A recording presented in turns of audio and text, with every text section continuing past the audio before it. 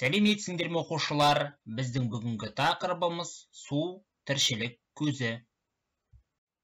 Оқу мақсаты ұсынылған тақырып бойынша деректер жинақтай отырып, графиктік мәтін түрінде құрастыру. Сөйлемдегі есімдіктің қызметін түсіну, есімдікті зат есім, сын есімнің орнына қолдану. Сендер менің өмірімнің жалғасысыңдар. Үлкендерге ізет, кішілерге көмек көрсетіңдер. Әдепті болыңдар. Ұқтым, апа. Әдепті болу үшін мен не істейін? Үлкеннің ақылын тыңда, сабағыңды жақсы оқы. Апа, сіз білесіз ғой менің жақсы оқитынымды. Білемін, ботам. Дегенмен, өзгелерден өзіңді жоғары санама. Мақтанба, ұрлық жасама. Апа, сіз біз өткен есімдіктерді қолданып сөйлеп отырсыз ғой. Оны қайдан білесіз?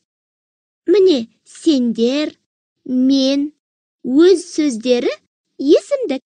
Тағы да айтыңызшы. Есімдіктеріңді біле бермеймін. Дегенмен, сөйлемдер айтып көрейін. Өзін өзі сыйласа, жат жанынан түңіледі. Сенде бір кірпіш дүниеге кетігін тапта бар қалан. Өзіңді ғана ойлама, өзгені де ойлай жүр. Есімдіктерің бар ма екен? Бар, апа, бар. Өзін, өзі, сен. Есімдік, есім сөздердің зат есім, сан есім, сын есім орнына жүретін сөз табы. Есімдік заттың өз атауын да, белгісінің, санының да атын білдірмейді. Тек соларды нұсқап, меңзеп көрсетеді де, солардың орнына қолданылады. Сондықтан да кейде есімдікті орынбасар сөздер деп те айтады. Төмендегі тапсырманы орындайтын боламыз оқушылар. Оқулықтың 100-ші беті, бірінші тапсырмаға назар аударайық.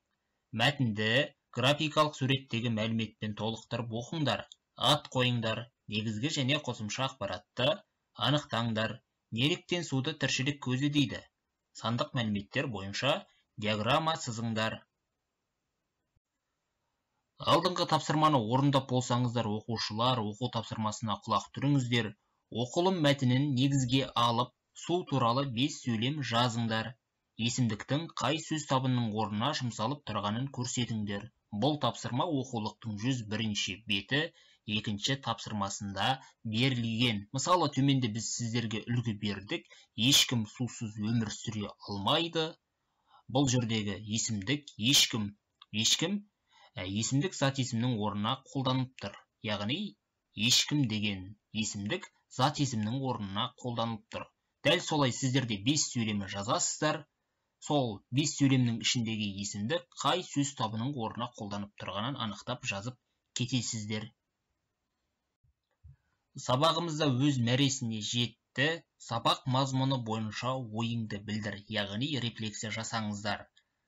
Бүгін қандай білім алдың? Алған біліміңді қолдана аласың ба? Саған қиындық тудырған түсініктер. Осы бойынша өз ойларыңызды жаза кетіңіздер.